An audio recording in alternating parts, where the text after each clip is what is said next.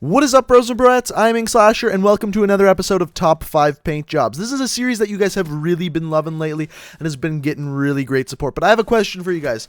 How many likes can we get on one of these videos? It's been a while since I asked for likes on one of these videos, whether it be emblems or paint jobs, and I'm curious, how many of you want to see more of these videos? If you like paint job videos, if you like emblem videos, just simply leave a like rating and it will let me know that you want to see more and more of these things. And let's see how many of you guys want this series to keep on going. So for this episode, I tried to avoid melee weapons because generally speaking, most of the time, the ones I end up choosing are on melee weapons. And I did a horrible job at it. 3 of the emblems this week are on melee weapons, so we're going to be looking at those, but two of them managed to be on regular old ranged weapons. But without further ado, let's get into looking at these top 5 paint jobs of the week. As always, guys, let me know down in the comment section below which one of these paint jobs you would have put in first place this week. I'm curious which one you think is the best. But the first one we got here in 5th place is by Terra, or Terrability5 on Twitter. Now this one is of Infinite Warfare stuff. It's also on the SVG, which is interesting because we don't see a ton of paint jobs on the SVG because there's not a massive area to work with, but there's some Infinite Warfare stuff going on here. We can see the Sato, or Solar Associated Treaty Organization, some of the good guys. You can see their logo on there in Infinite Warfare. Also, you can see the skull and some Infinity Ward logos themselves. Now also, all 3 sides of this weapon include the paint job, and that's always good to see. I like to see whenever there's paint jobs on ranged weapons, I like to see that. And also, I got a question for you guys today. Do you think paint jobs and emblems will be returning in Infinite Warfare? Of course, I really want them to be, but the question I got is, do you think they will be returning? And how cool would it be if not only they brought back paint jobs, but they also made it so you could get character gear that you could customize and put your paint jobs onto your character gear. That would be an awesome addition to the customization they already have in Call of Duty games to this date. But that's just an idea I got going on in my head here. Coming in at number 4, this one's by Sergio Bassar, and this one isn't amazingly well done. It's just one of those that's a really good idea, and I have no idea why I love it so much. I think it's mainly for the idea of it, and this is on the Carver, and it's a Ninja Turtle head, and for some reason, the shape of the Carver matched with the shape of the Ninja Turtle head just works for me for some reason. Like I said, I'm not 100% sure why, but I love it. I love the look of this one. I love how the Carver shape just makes this one look so great.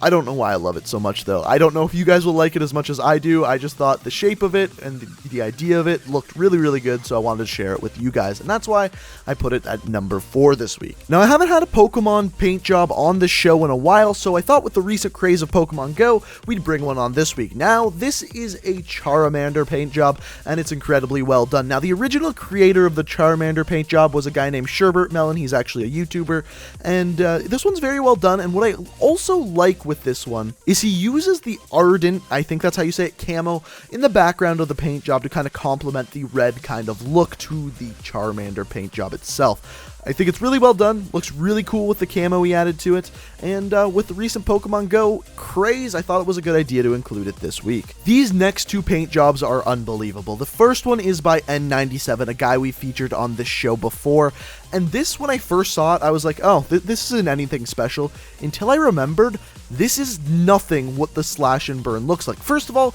the handle of the Slash and Burn isn't normally made of wood. This paint job makes it look like this weapon is normally completely made of wood with a steel axe head. The reason why this one didn't impress me right away is because I thought this is what the weapon normally looked like when it was in the game, and it very clearly is not. If you look at this picture here, comparing the normal Slash and Burn to the one N97 created, this is an amazing difference. From the wood grain to the blood splatter on the head of the axe, it's absolutely unbelievable and incredibly well done. So coming in at number 1 this week, we have one by Vile Self, a fellow YouTuber who I've featured before with his emblems and paint jobs. And if you want to check out his emblems and paint job, I will leave a link to his YouTube down in the description. But this one is brilliant, and brilliant for one reason in particular. So first of all, it's a snake climbing up a pole created out of the MVP. Now the thing you may not notice about this one is he actually blacked out some of the edges to really make this look 3D and make it like the snake is actually climbing up the pole. It's done so well you can't even tell that the edges are blacked out. Why did he black out the edges? To make it look like the pole that the snake is climbing up is actually skinnier, so he could use the actual edges to make it look like the snake is climbing up that area.